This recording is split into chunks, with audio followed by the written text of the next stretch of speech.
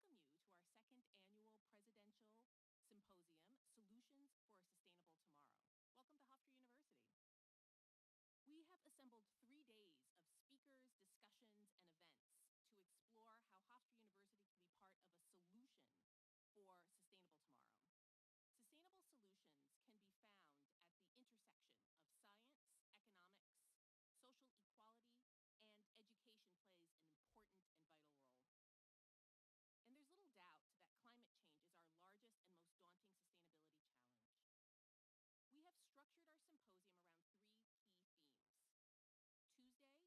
and most daunting sustainability challenge. We have structured our symposium around 3 key themes. Tuesday was Leading by Example, Hofstra's role in building a sustainable tomorrow. Yesterday was devoted to addressing and adapting to climate change. Finally, today we will conclude with local initiatives, Hofstra's role in supporting sustainable communities. Panels today will consider how Hofstra's faculty and programs are collaborating with local communities to promote sustainable outcomes. Topics covered include how climate change is being taught in public schools on Long Island, how housing policy on Long Island relates to sustainability, and how training public health providers to address social determinants of health is key to promoting more equitable health outcomes, and the role that Hofstra is playing in promoting climate change and environmental journalism on Long Island. So I encourage you to consult the symposium program online, and there's also this fabulous program that's in the back of the room, and to attend as many sessions as you possibly can. So without any further ado, it's my pleasure to introduce Alan Singer, who will introduce this panel, Climate Change Education in the Public Schools. Alan?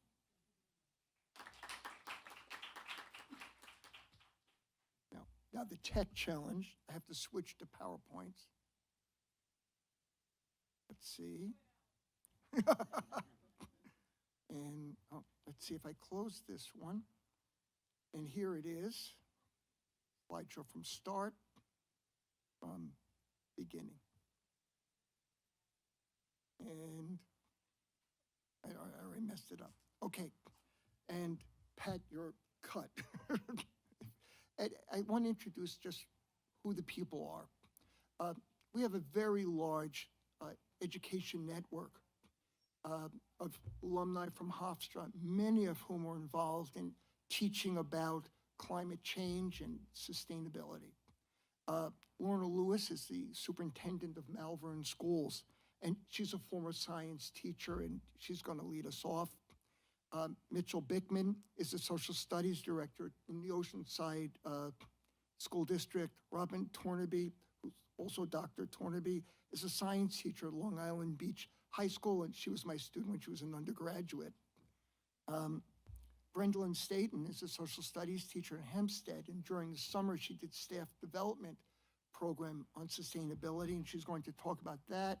And I'm going to see if I can liberate Pat's name, but Pat is the head of the Long Island High School for the Gift, and she's brought a number of students who are going to be talking about their program.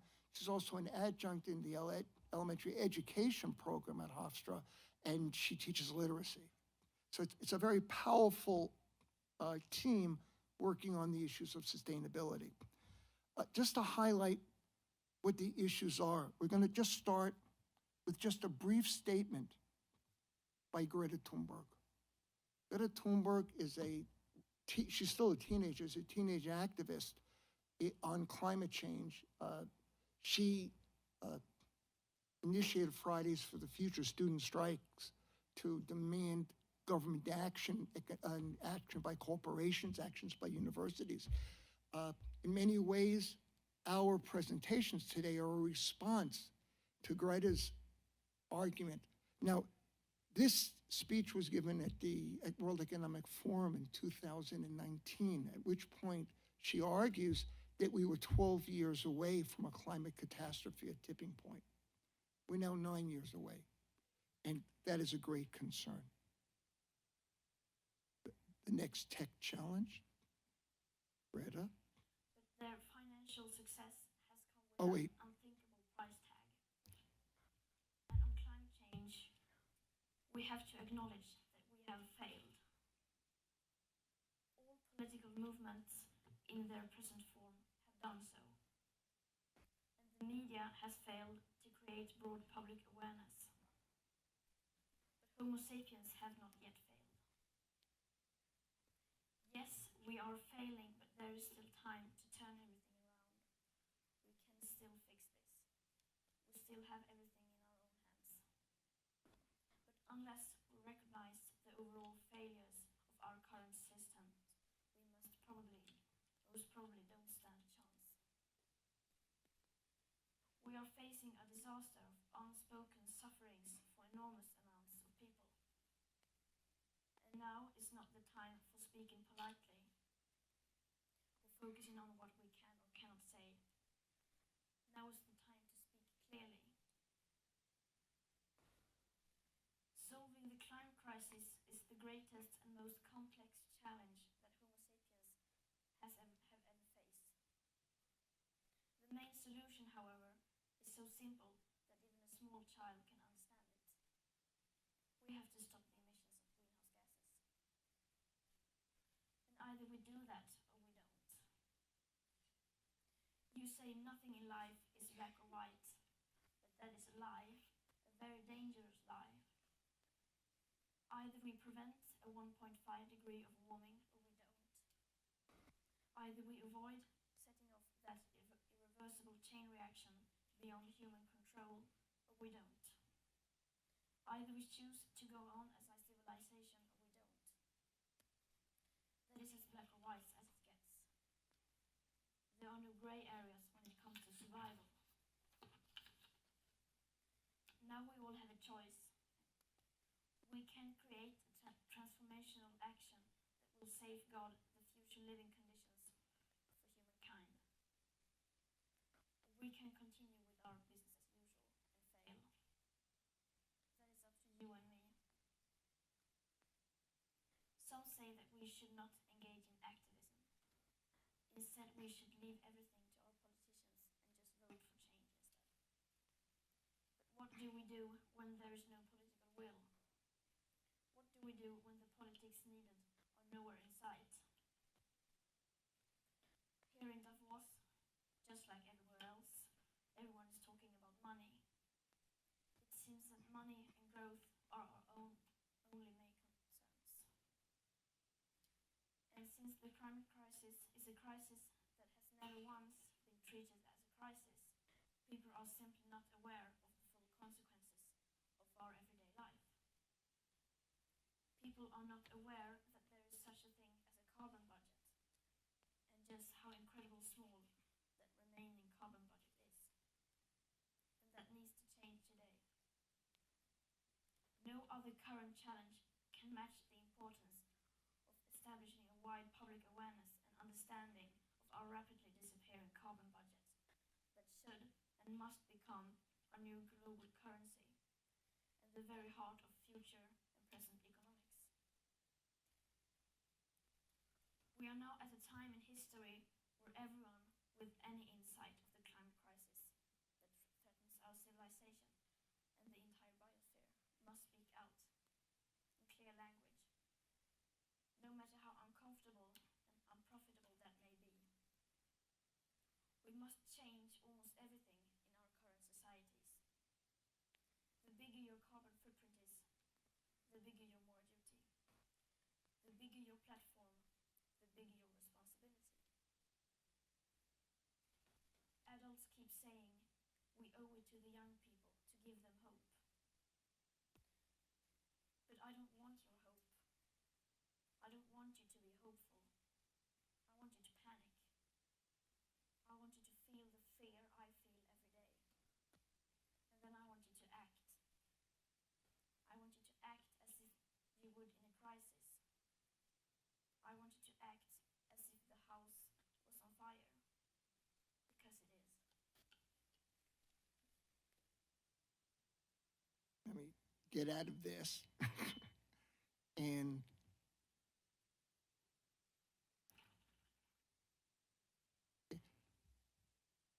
I think that's the point of getting together in the whole sustainability conference, because the house is on fire. And we are in a time that calls for activism by all of us. Our next presenter is Mitch Bickman, who is the social studies chair at Oceanside School District, and of course, he got his master's degree in education at Hofstra.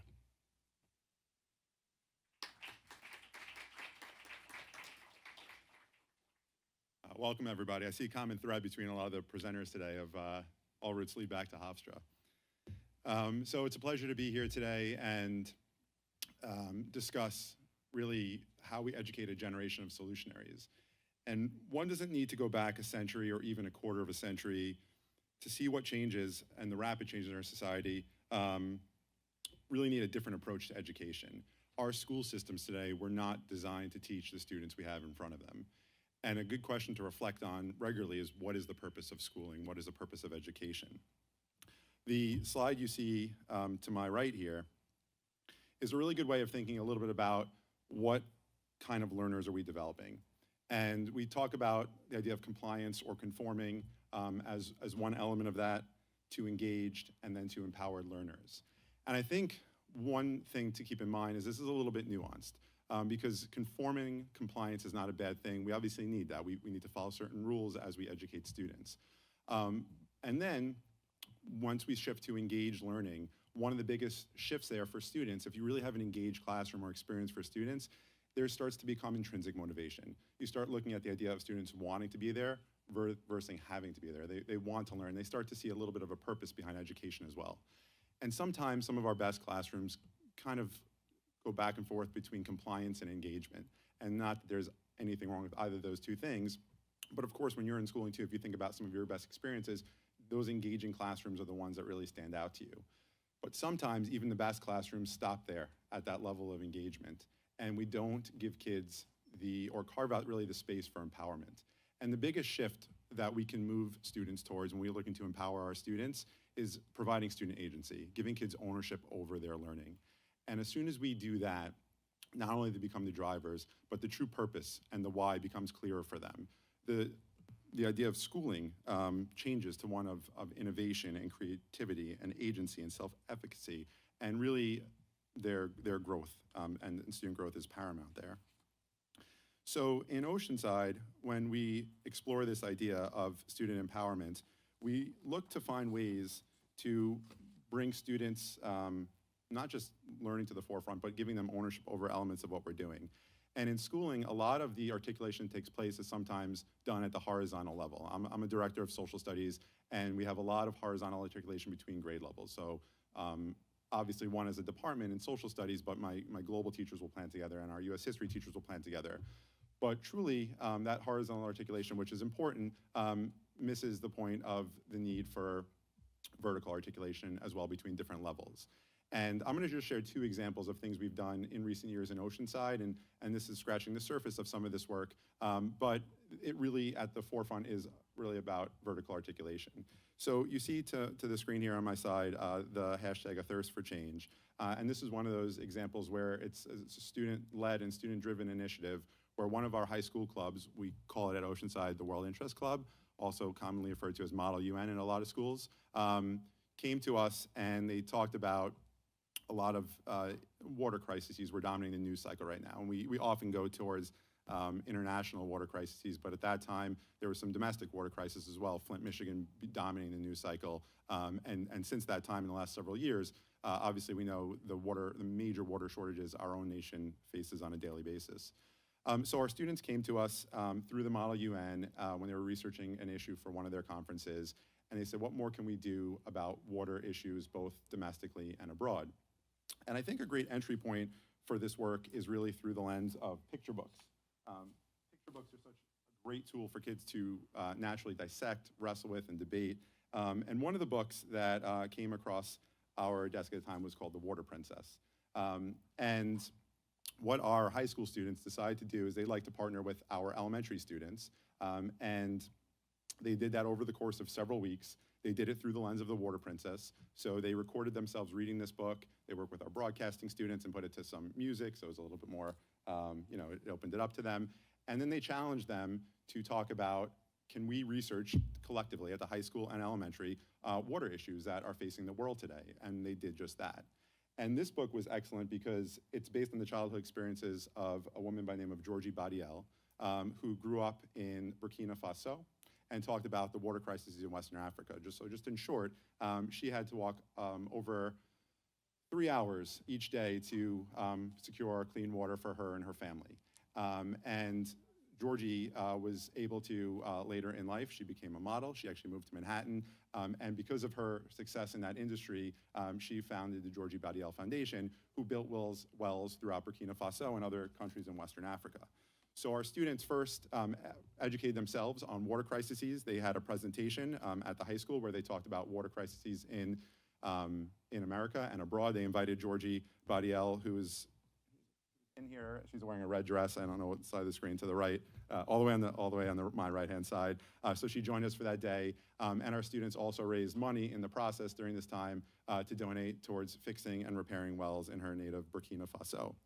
But one of the things I say, because when we look at, I think this work is a lot about taking informed action. Some of the most amazing classroom experiences and the most engaging lessons stay isolated within the classroom walls. But we always say in Oceanside, how can we take learning out of the four walls, into students' lives, into their communities, and share it with a broader audience? And in 2016, New York State came up with the inquiry design model, which focuses on inquiry-based learning, but it always ends in taking informed action. So with that idea, a lot of our work in Oceanside is tied to the United Nations global goals. These are 17 goals agreed upon by, I think, 193 nations. And they said by the year 2030, we want to make significant progress in these goals. So we had a World We Want fair, and our fifth graders joined with our high school students to educate them on these goals. And currently, and I'm just fast forwarding to the end here, our K-6 curriculum is being completely rewritten, that every grade level in kindergarten through sixth grade is going to be tied to one of these specific global goals. We're going to scaffold the goal throughout the year, and at the end of the year, our students starting in kindergarten are going to take informed action on their respective goal. So in short, those are just some examples. I think when we go back to my initial remarks, we have to look at schooling as a broader entity. It's not the silos that typically exist of social studies, science, and math. We need to find a way to marry those disciplines and have a more cohesive narrative between them, which we've done through not just vertical articulation, but some of the other initiatives we've done as well, and ask ourselves, what is the purpose of schooling? And our kids' content knowledge, and you guys all know this, it fades. We have to focus on the skills which transcend that. And a lot of the focus on our education is instilling kids with the skill set to be equipped to navigate the world outside of our four walls and to truly be able to solve the problems that they're going to be confronted with in their lifetimes. So with that, I'm going to pass it off to our next speaker today, and Dr. Singh. Okay. All right, excellent. So I'm going to leave this slide up. Global goals will be behind Dr. Lewis. So Dr. Lewis, Superintendent of Malvern Public Schools.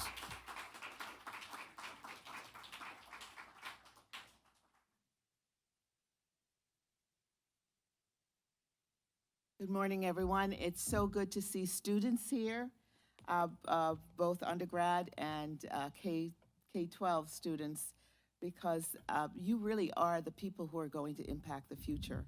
And so getting the message to you is so important. You know, I remembered when in 2006, most of you weren't even born, I know, in 2006 when Al Gore introduced the inconvenient truth. And everyone sort of saw him, you know, they heard the message. Many of us saw the video. I think that's banned now as part of the political climate that's going on. But he called to mind some really important statistics. I mean, he showed how the glaciers were melting and what the impact would be in terms of the flooding that would occur, and that at that time he said that there was time for us to fix this. So that was in the early 2000s. And now we're heading into the 22nd century, and really we haven't attended to these things.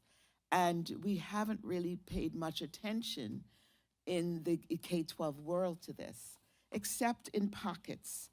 And I'm so happy that you put that sustainable development up, because I'm going to speak from some of the things that happened in Plainview, because that's where I was a superintendent for quite some time, and there was quite a focus on the sustainable development. But it's impossible for us as superintendents, as leaders of this, of educators, not to think about what will happen if our children aren't, if we don't grow students like that young lady. Speaking clearly, passionately, and understanding the concepts. So it takes a K-12 understanding. It's not just looking at what happens in science and social studies, but understanding in kindergarten, and even before that, having children understand that, you know, before this country became the United States of America, there were Native Americans who lived on this land. And their philosophy was about taking care of the land, restoring the land. So in our fourth grade curriculum, when we talk about, you know, New York State, or in our curriculum as we go K through 12, it's important for us to understand the history of how much respect the Native Americans played to the land. And even today, when you talk about the Colorado River being, they're thinking about moving things around so that the water will go to where the money is. You know, the Native Americans are still the people who are saying, but what about the land? What about restoring the land? What about cleaning the land? What about doing things to make the land better? And so in K-12, we have to be sure to have kids begin to respect the land. Now, how many of you brought water bottles in here? You know, because all of a sudden we can't go a day without drinking some water every 1 hour. You know, 25 years ago, nobody bought water. You drank your water, you got about your business. But all of a sudden we've trained our bodies to continue to drink water every 2 seconds. And we have plastic bottles that we carry around. We don't even know what the effect is of water on those plastic bottles, but we carry them around. So one of the initiatives anywhere I've been as superintendent is to build hydration stations within the buildings with good filters, so that kids will not bring water bottles in, so that they will bring, I actually had my water bottle with me. You know, that you have a water bottle that you fill each day. Now that little piece, K through 12, and you as college students, every time you pick up a Poland Spring or you pick up one of those plastic bottles, you have to think, where is this plastic going? And so those are some of the lessons that we build into K-12. You know, the class, our kindergarten class of 2035, these kids may live into the 22nd century. So we have to make sure that they understand what it's like to be in the 22nd century and work in the 22nd century. Our jobs in education is to prepare students for the world that they will enter, not the world that they're living in right now.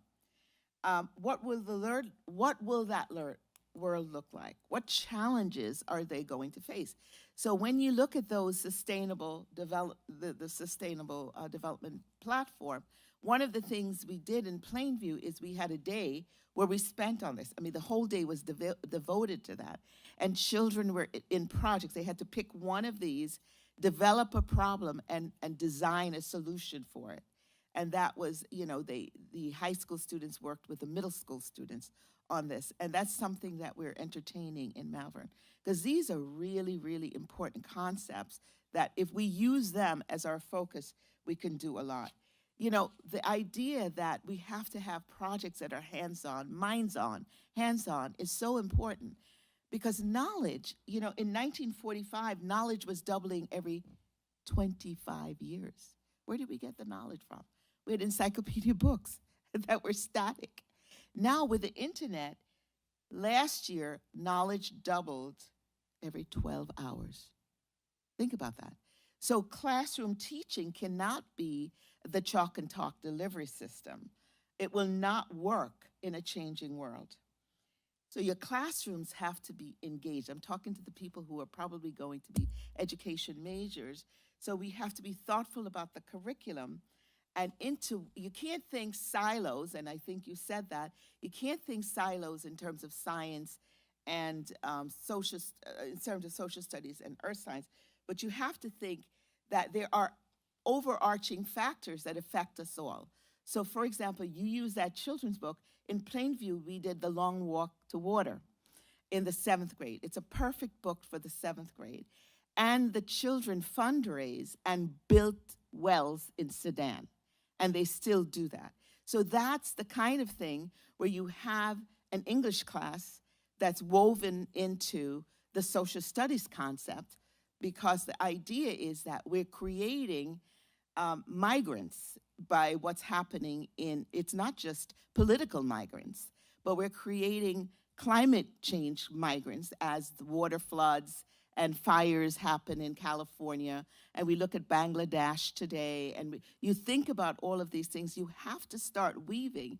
How does the change in the climate affect the migration of people? And that's the course that I absolutely, near and dear to my heart, AP Human Geography. There should not be any district that has not embraced that course. Or if you're an IB, there's an equivalent course.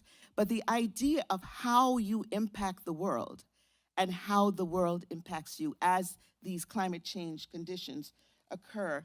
And so I walked in on my AP Hug, they called it AP Hug class, and they were actually exploring this question that was a National Geographic question. Will we lose coffee because of climate change? How many Starbucks people are there? Think about that. So why does coffee get related to climate change? Well, coffee only grows in cool weather. So as the weather heats up, the coffee planters have to go higher up in the mountains, and it's changing the structure of coffee. So I said it to a friend, and she says, now you got my attention. But that's what we have to do. We have to bring the topics home so that people start investing in the topics. When we see fires burning, those children that are going to those schools are going to migrate somewhere. The flooding that's taking place in Bangladesh and in India, they're going to have to move, and they're going to have to change. So I had planned on talking about the Regents exams, having, I'm going to be on the Blue Ribbon Commission as we start talking about graduation measures. These are the kinds of topics and the kinds of subject matter that we need to weave into the next generation of assessments. Even though action projects, portfolios, the kinds of things that you cannot test on a paper and pencil, but weaving in portfolios and action projects, civic engagement, the most important thing for the future. So we have to find ways to civically engage students. And the Seal of Civic Readiness, I would encourage all K-12 schools to be engaged in that, because that really prepares students, K through 12. How am I going to be invested in my future? How am I going to change my future? And that has to be embedded in the curriculum. So I see my time is up, and I will save everything else. But I would just add that we are moving them in the direction of better assessments, because 20% of the topics on the living environment regions are related to environmental issues. And so what gets taught gets tested. So I am assured 7 through 12 that these topics are being addressed. We now have to begin K through 6 to make sure that those kids are invested as well.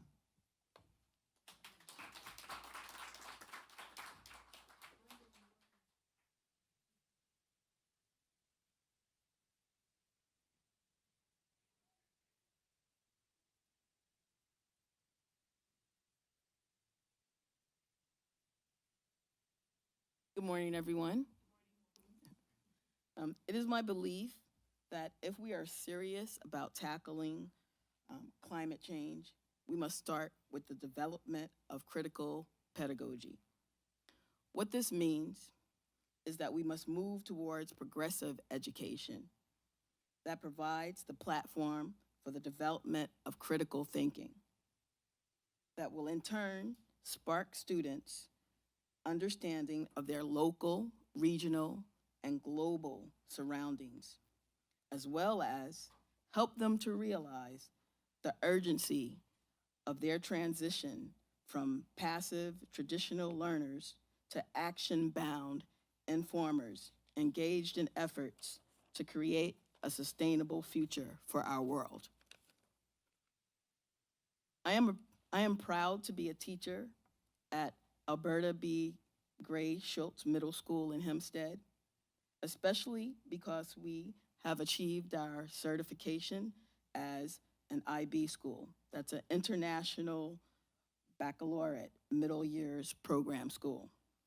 This means that through a rigorous program, we encourage our youth to become scholars that make practical connections between their studies and the real world.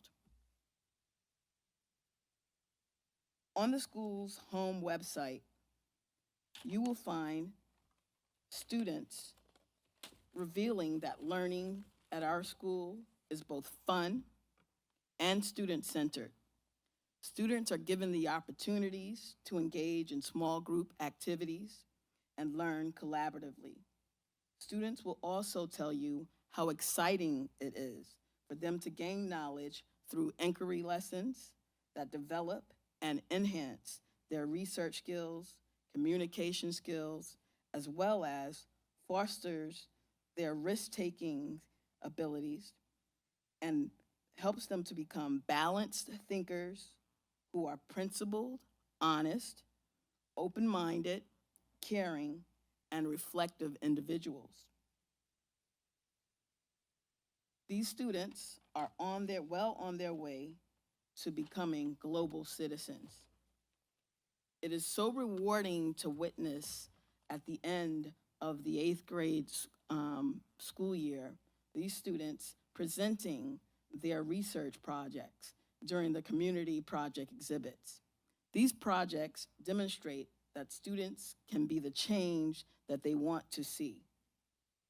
Projects range from lake pollution at Hempstead Lake Park, transportation needs of students, powering the earth with flowers, and a project appropriately titled, "The Only Cure for Littering is You." The main approach for teaching at our school is for our students to become critical thinkers through place-based education. This takes learning beyond the classroom. This allows students to be inquirers, observers, and the gatherers of knowledge from the local area, nature, cultures, and experiences in terms of learning multiple disciplines, including science, math, and social studies. In this setting, students are engaged learners, drawn in by stories relevant to their surroundings, that uncovers a connection between themselves and where they live, learn, and plan a future. This connection empowers them with a sense of awareness and belonging and the ability to reflect upon change and improve their present and possibilities for the future. This type of learning enhances knowledge via the interaction and new relationship with allies that arise from connections with family, community members, businesses, and local politicians. Just as importantly, a respectful, caring, and reciprocal bond is created between individuals and nature. Therefore, project-based learning, inquiry-based education, and sustainability education are all very valuable and essential to extend learning beyond the brick and mortar. Since project-based learning can take place anywhere, the classroom becomes a place without walls. Engaged students become empowered and act as agents of change while spreading information to their peers, teachers, parents, and the community. Throughout this process, a wider lens opens up and students will develop perspectives that indicate that the issues of the immediate environment are apparent in regional and global concerns, not just their own areas. There are many benefits to place-based education. For one, students become active citizens and can later become global citizens. Students learn on their own terms and discover their strengths as teachers serve as facilitators. Partnerships between schools and the communities flourish. Student achievement is greatly enhanced, and sustainability in terms of environmental viability, social interaction, and economic proficiency becomes a greater possibility. In closing, I must mention that through curriculum writing this summer, we have planned engaging interdisciplinary extension activities that will continue to inspire our students to reduce waste, reuse items, and recycle. Additionally, we will challenge our scholars to conserve energy and water through documenting and evaluating their use and authentically working towards reducing their carbon footprint and wisely consuming fresh water. And overall, to always strive to be an advocate, not only to their community, but to the planet. Thank you for listening and being here, which is the beginning step of a wonderful, worthwhile journey. Let's work together to save the planet. Thank you.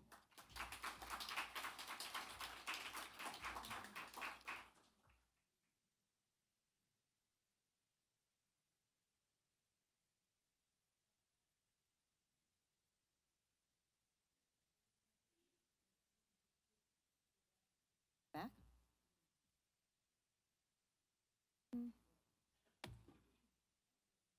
Can I? I don't know, they're not here.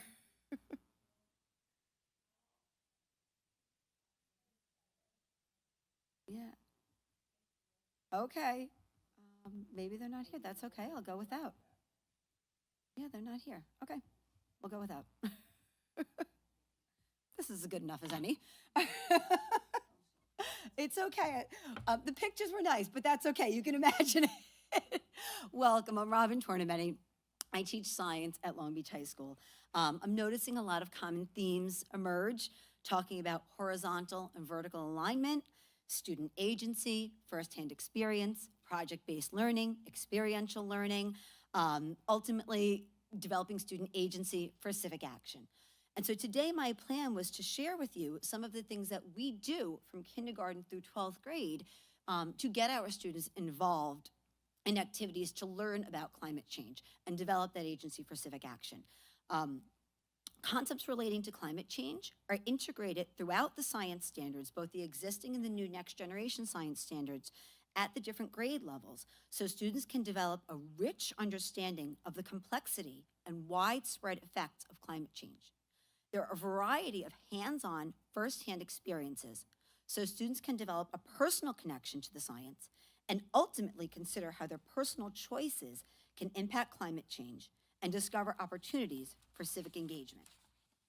So my first slide talked about at the elementary and middle school level, we're building the conceptual foundations necessary to understand climate change and fostering the personal engagement with authentic experiences so students feel connected to these issues.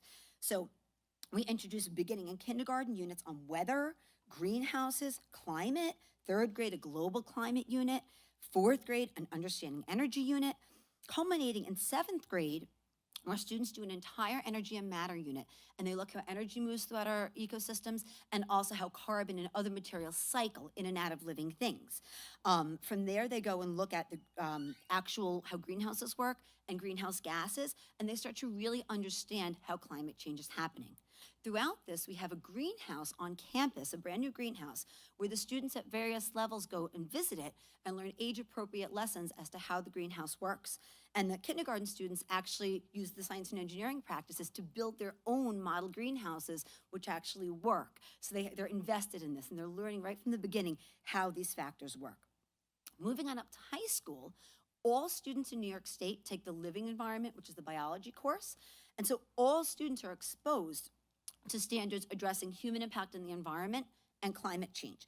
Most of our students take earth science as well, which also has explicit standards about the mechanism of climate establishment and change. So my next slide, with all the pictures you can see, was to focus on, it's okay, was to focus on some of the ways that we expose this to our students. So they interact with simulations where they can see what would happen to the coastal area if the water level were to change. They look at graphs, data, mathematical data on what the temperature change was. They compare graphs of carbon emissions from different countries. As an IB school, we do have that world view and international mindedness, so students can look at different societies, different systems, different ecological values around the world, and how population sizes and how that impacts carbon emissions. Some of the things that they look at, addressing misconceptions, looking at students confuse the ozone depletion with climate change. So we actually work out models. They build their own models to explain that. Throughout the regular course, they interact with a variety of real world phenomena. So we start at the beginning of the year. We're at Long Beach, we're on the water. Why are we seeing more sharks? Why are the sharks always in the news? Why are there so many sharks? And students interact with real world data to look at trophic cascades, explore feeding relationships, develop hypotheses, use scientific reasoning and sense making to understand the complex issues. Why are we seeing more sharks? And part of it is about the fishing regulations and the availability of the bunker, their food, but part of it is that the students will recognize, hey, those are southern species of sharks. Why are they up north? Well, the water's a little warmer. They're coming in closer to land. And so they see these real world effects. In our biochemistry unit, we talk about nutrition, chemistry. Crickets. Should schools be serving crickets for lunch? Well, they're a sustainable protein source, low carbon emissions. As climate change happens, where agricultural practices are going to have to change. And so students they analyze the data on it, they make claims, support it with evidence and reasoning as to whether we should be eating crickets for lunch or not in public schools. We look at grizzly bears, polar bears and grizzly bears, as the polar bears are moving south and they breed with the grizzly bears. In the reproduction unit, sex determination in lizards is temperature dependent. Well, what happens when the temperature changes? What's going to happen to the lizards and how's that going to affect evolution? In the photosynthesis unit, they learn how photosynthesis captures carbon. And so we use modeling and real world experiments hands-on to understand how photosynthesis, and especially algae, especially because we're a coastal school and on Long Island, is really important for capturing carbon in the carbon cycle. Last, they actually acidify water by blowing into it with carbon dioxide and see how carbon dioxide changes the pH of the water, and then put seashells in it to see the impact on the seashells. So they're learning firsthand all of these things. Finally, we take our students outside. We have a saltwater brackish pond on our property, which is the basis for a lot of projects that we have going on that address climate change. And all students are exposed to this in the living environment course, and many of our students choose to continue this by choosing to take a very popular marine science elective, IB environmental systems, even IB physics has a unit on energy, and we also have the Hope or Help Our Planet Earth Club, and a CAS or Creativity, Action, and Service projects. So through some of these electives, students choose to delve deeper and do individual or class projects at the pond. So wrapping it up, I want to just highlight the three major projects and some small projects we have at our pond on school. Partnering with the town of Hempstead, they have a net zero aquaculture facility where they're working on oyster restoration and sugar kelp restoration. And so growing in our pond, the students are always surprised to find that we have oysters at the bottom of our pond, and we have kelp strung across our pond outside of our school.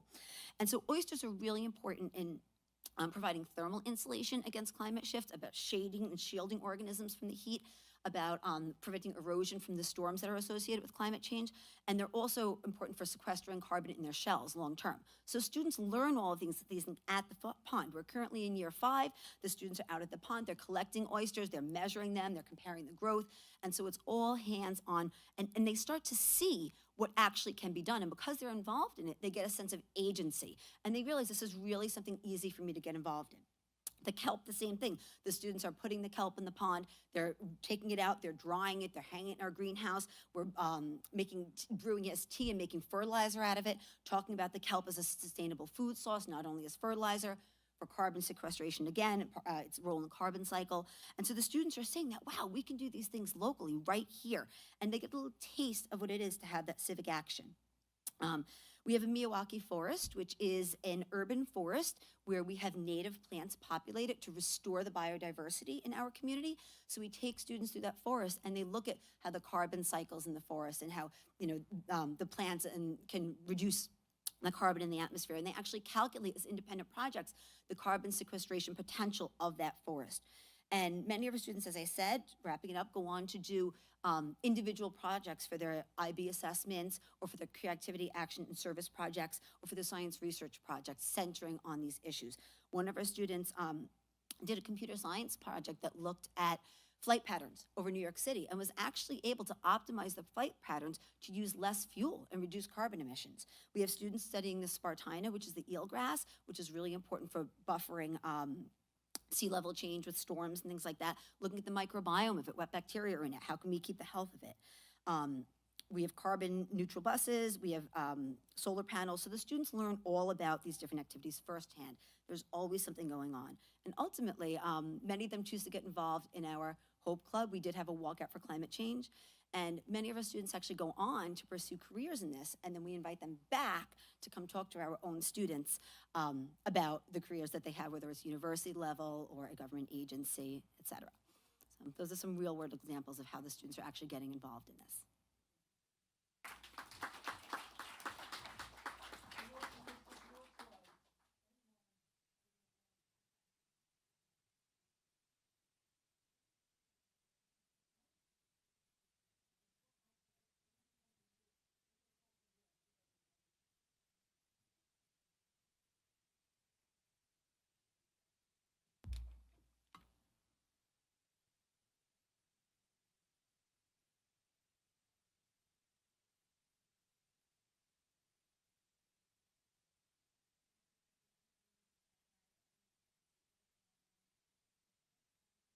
Enough to be part of the Hofstra family for over 25 years.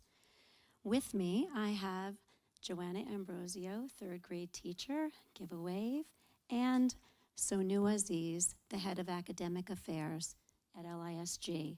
Additionally, I have 5 student representatives with me, and let me tell you why.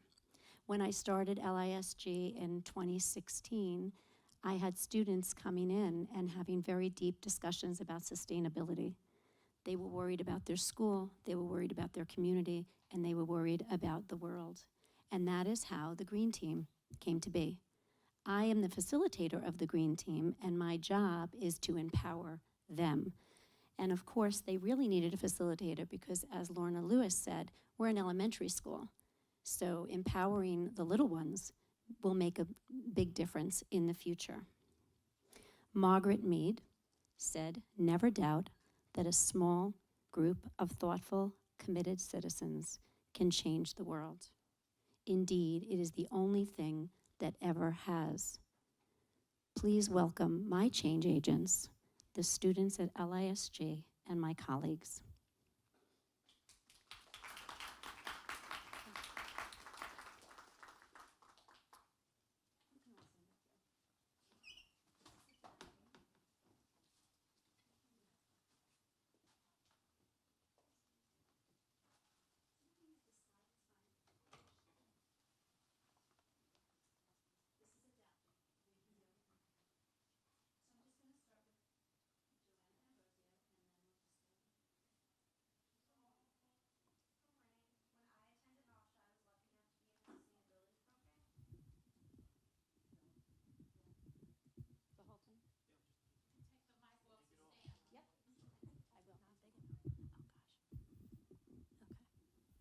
Thank you. Good morning. When I attended Hofstra, I was lucky enough to be in the sustainability program. I graduated in 2021 with a degree in STEM and education. I'm able to use what I learned in all the programs I was lucky enough to be a part of in my third grade classroom.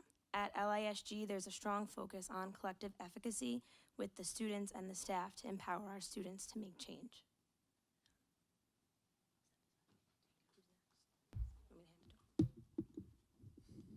Maybe.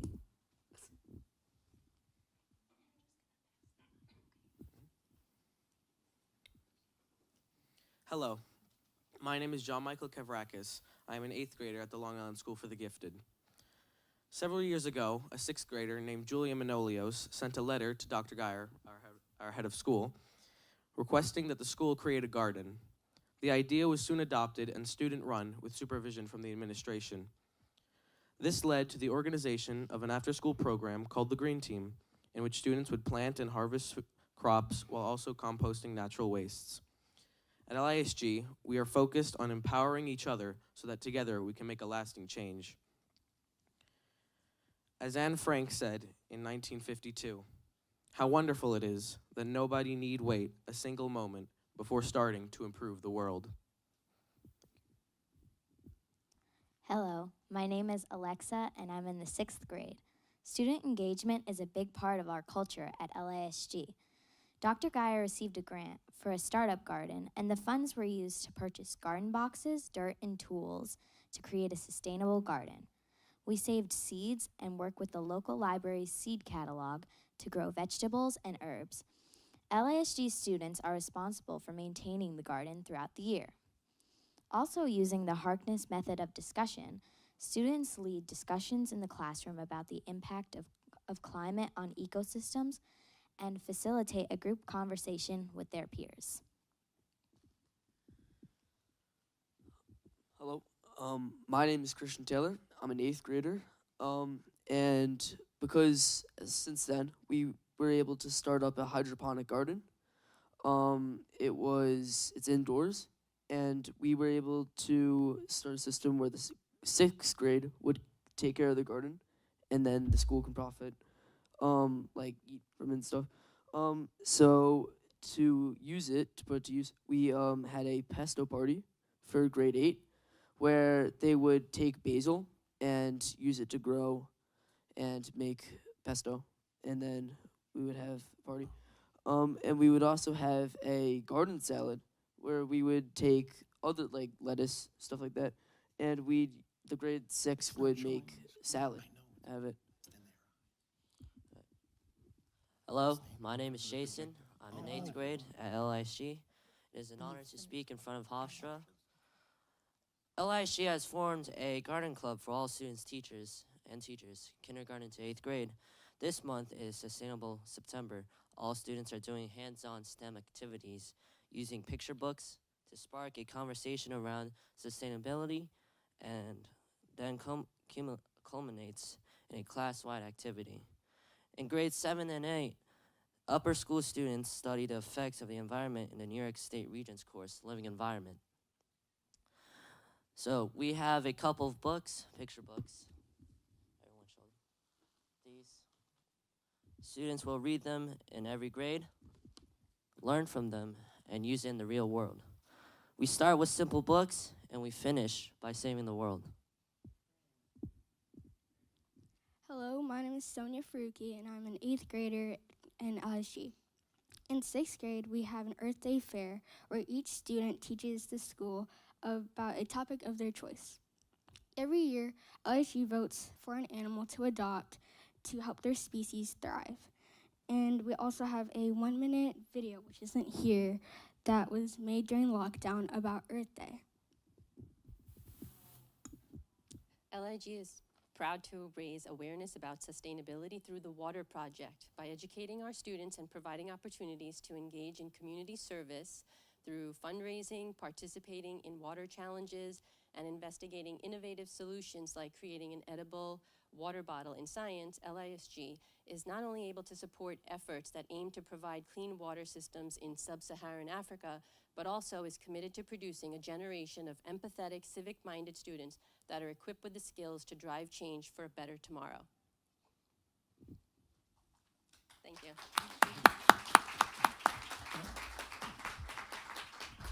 I actually found their slides.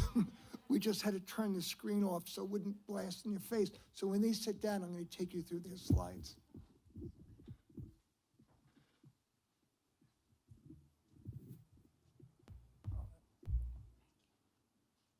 Why is that slide up? We need Bill, the tech guy, to cover for my ineptitudes here.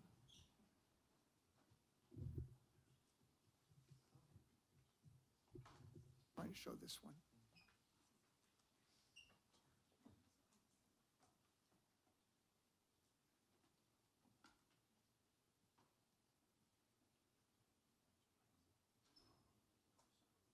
That's in my email. I didn't download it.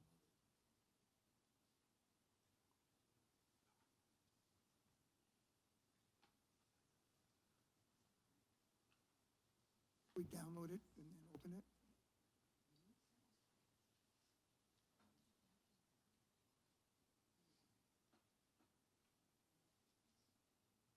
Yeah. There it is. Is it there? That's it.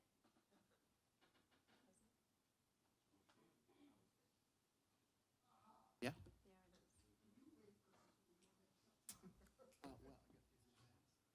No. Okay. It sounds later. Pat, why don't you just describe very quick as we go through the slide? You have to go to the mic. This was the start in 2016 that John Michael talked about, and this was the grassroots of a student that is now in college that said, we need to do a garden and just do better in this school and the community and the world.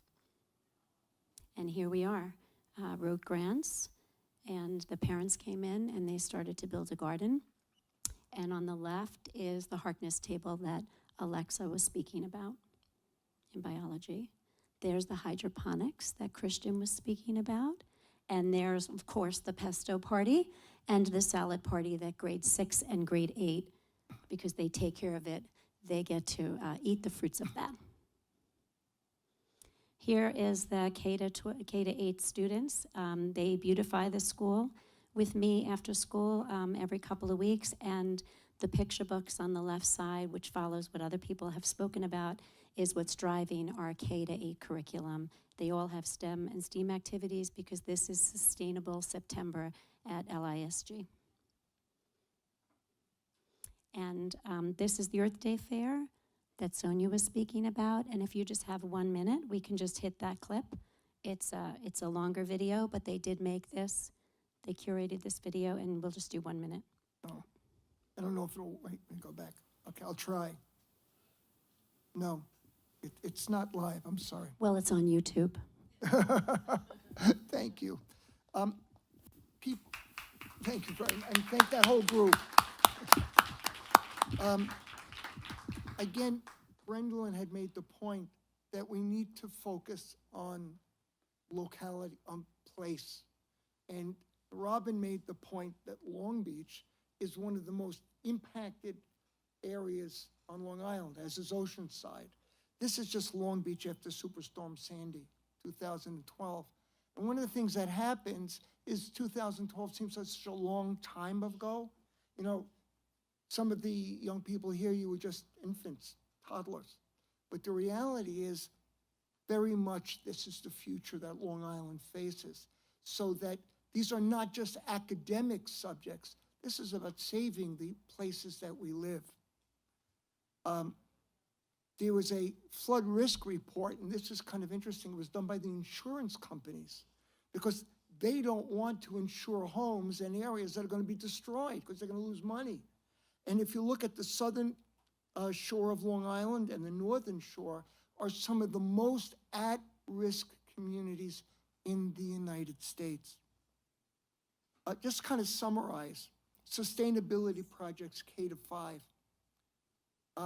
Family, school, community is the major focus on in elementary school, early elementary school. Carbon footprint, the water bottles. Can we travel differently by hiking and biking, community studies? These are all things that can be done in younger grades. Posters and literacy contests where students create posters like Brendalin's group did with their community study. building displays. But one of my favorite, and I've done this for a number of years with elementary school students, is Trick or Treat for UNICEF. And Mitch had spoken about raising money for projects all over the world. Well, with Trick or Treat for UNICEF, which is done in conjunction with Halloween, a class can pick the country and the project that they want to fund. So when you go around for trick-or-treating, instead of asking for candy, you're asking people to donate, and you're very specifically, we're donating for water in Sudan, or we're donating for water in, what the other country? Oh, yeah. So students can study about these countries, make contact with people in these countries, and raise money through UNICEF. Essentially, they adopt a country. They also can be involved in collecting money, food for climate disasters and refugees. And those are all K-5 projects. In middle school and high school, I recommend creating sustainability clubs where students do research. They write reports on community and regional threats. They propose alternative energy sources. They conduct forums in their schools where they present on what they found. They bring in invited speakers, like us. But they can also then, based on what they found, they can testify at school board and community meetings. They can write for local media. They can conduct neighborhood educational projects. They can go door to door. They can connect with advocacy groups, and they can march for change. All of these are projects that sustainability clubs can do in middle school and high school. All right. I want to just, I need to go back to the other slide. I'm going to try to do it. Get out of this one. And one more brief thing. Close that. Reopen this one. Go to the last slide. Current slide. I'm going to try to open it up. We'll see if it works, Bill. This is 2019. New York City and all across the country had massive strikes about climate change education. And the New York City strike was organized by high school and college students and middle school students. One of the things that was ironic is that the mayor of New York announced that students would be able to attend, but the teachers couldn't go with them. It was like weird. At any rate, Greta came to the New York strike. Let me try to play this briefly for you. I'm going to see if I can make it big.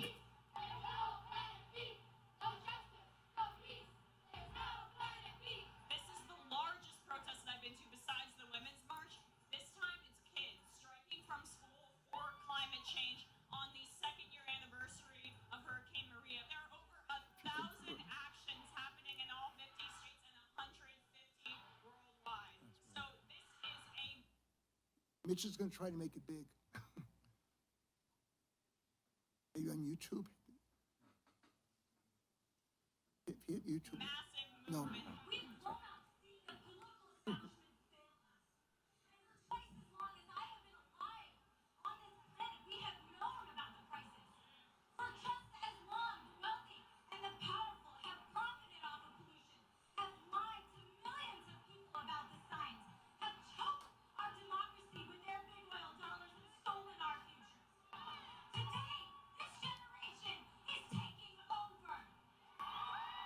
Oh, that's you, by the way, or taking over.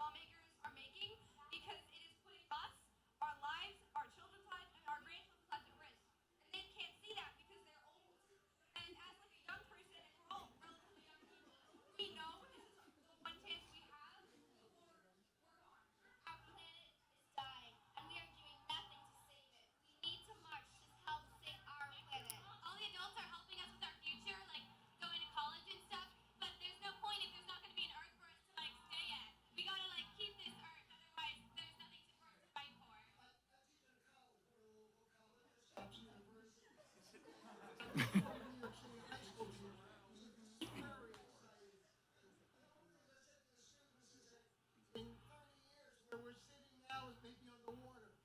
I'm not wearing it because I'm 70 and I'll be 100. You have to wear it. And they're here.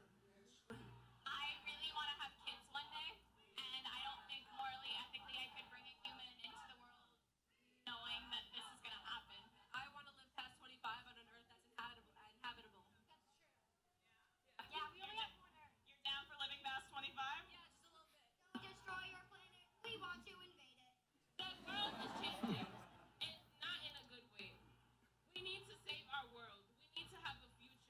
The Amazons are burning down. We need more trees. They need to plant more trees and save the seas. We need a future. All right. Let me get out of this. Escape. Escape. What do I do? Hit escape. That's it for the presentations. And we'd like to thank all of you for coming. What we're going to do, I think we're going to lift this up and then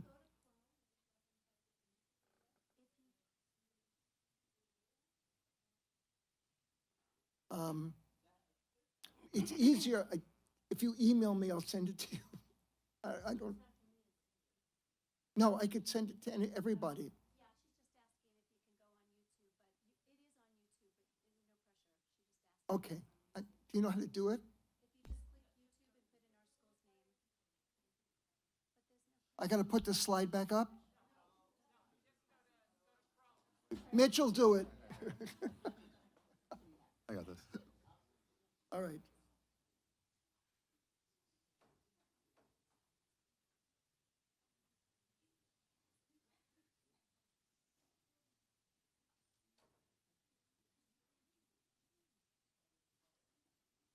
What do I type in? Long Island School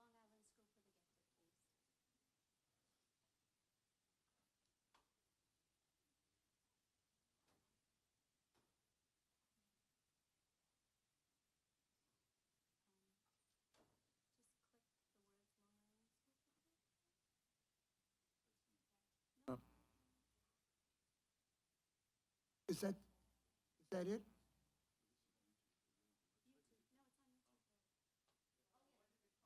Click the top white. Yeah, click, and there you go. The first one, this one? That's why we have other people rather than aging faculty do this.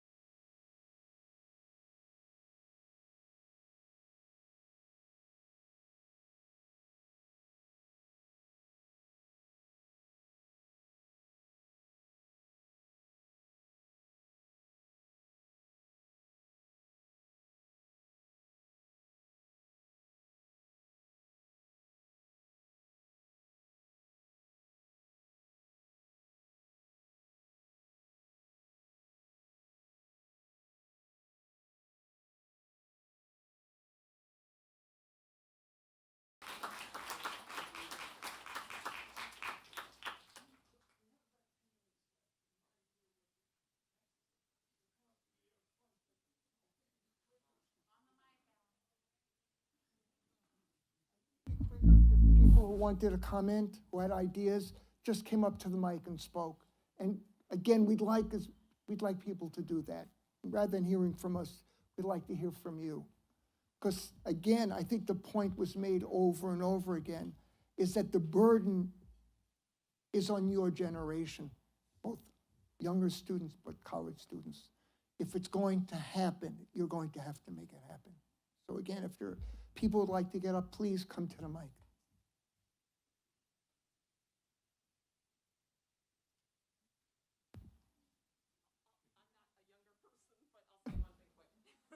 And give you younger people a chance to get to the mic yourselves.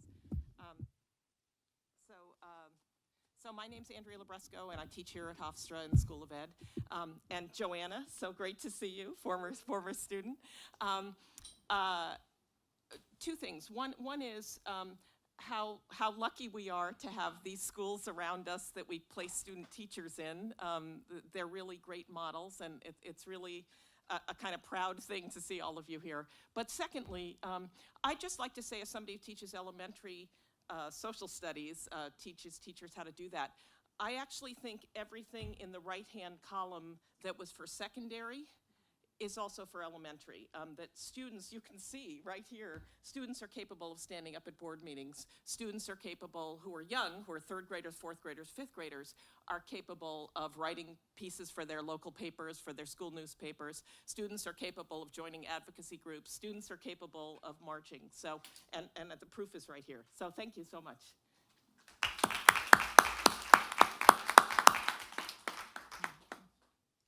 In teachers, we learn about wait time.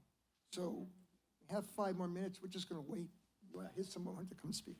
Good morning. I'm also a professor here at Hofstra. I just wanted to plug one of the events. I don't know if it's been plugged yet, but I'll just plug it anyway. If it has, please forgive me.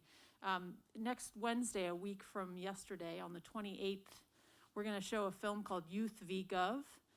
And I'm inviting anyone who's at Hofstra, but also anyone from the community who's interested in coming to see it. If you can't come, you can watch it on YouTube. It's on, Netflix, excuse me. But we'll have a student discussion about inaction in the government over the last several decades and this lawsuit that young people have brought against the government to try and force the change that we all need to see in climate, to avert climate disaster. So it's next Wednesday at 6:30. Here in this room.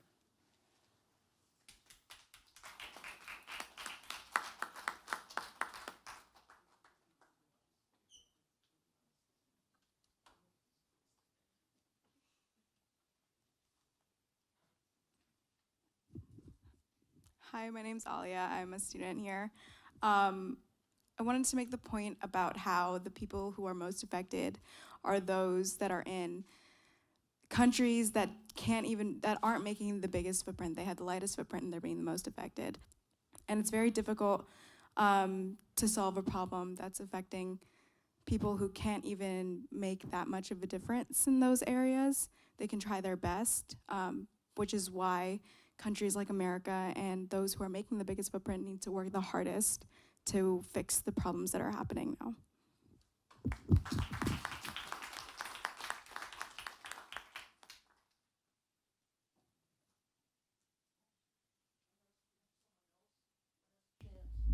I'd like to thank everybody for coming, and let's try to go to some of the other activities, and let's hope we can make a difference. And thank you, Provost and our president.